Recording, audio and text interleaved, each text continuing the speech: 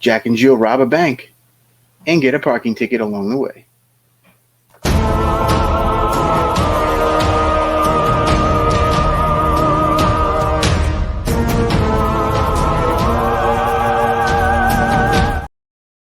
What's up, fiends? My name is MacLeod, and today we're going on a road trip with 2009's Twice as Dead. It is directed, co-produced, and co-written by Terence H. Winkless and stars Darlene Kegan, Ken Ward, and Jeff Stearns. So this one is a little different than the films I usually cover, as this is sort of an indie desert road movie. So we start off with a bickering couple named Jack and Jill on their way to rob a bank. During the robbery, their vehicle receives a parking ticket while the opening credits roll. I think that's a great intro as it informs you of what you're in store for with this movie.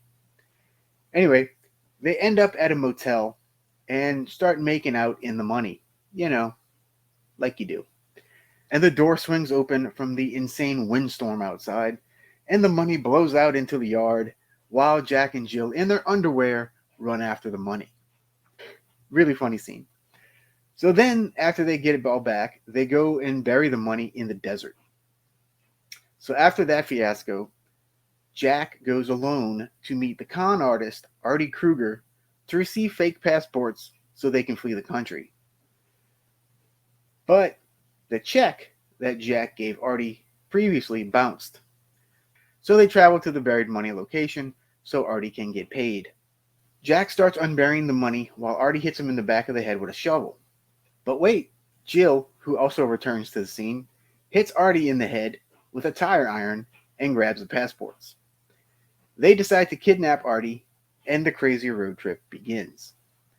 A ton more things happen, but I don't want to give it away. I'm just giving you the setup. So what might you not like about this movie? I found the editing to be a little choppy in spots, although I don't think most people will notice. And the DVD I watched this on had a weird aspect ratio as the picture was stretched the whole time. It became less noticeable as the movie went on, but it did throw me off at first. But what is good about this movie? There's a whole lot to like here. Straight off, this film nails the 90s indie feel. I was actually fairly surprised when I saw this was made in 2009. I could have sworn this was a 90s movie. And I love 90s movies, so I was pretty happy about that. A lot of these types of movies kind of fall apart midway, but here they manage to keep you interested the entire time. And some of that, of course, is due to the acting. And the acting is top tier. All three leads are very likable, despite being these awful characters. You end up rooting for them, even though you shouldn't. The standout performance for me was Darlene Kegan as Jill.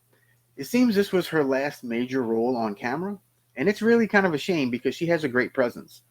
She has since gone on to do some voiceover work. So for a rating, I'm going to give Twice as Dead 4.25 bats out of 5. This is a really great micro-budget indie flick that deserves more attention. It's funny, it's sexy, it's clever. I'd recommend this one to 90s indie cinema fans, road movie fans, and crime film fans. The DVD does seem to be a bit hard to find. The copy I watched was actually from my local library.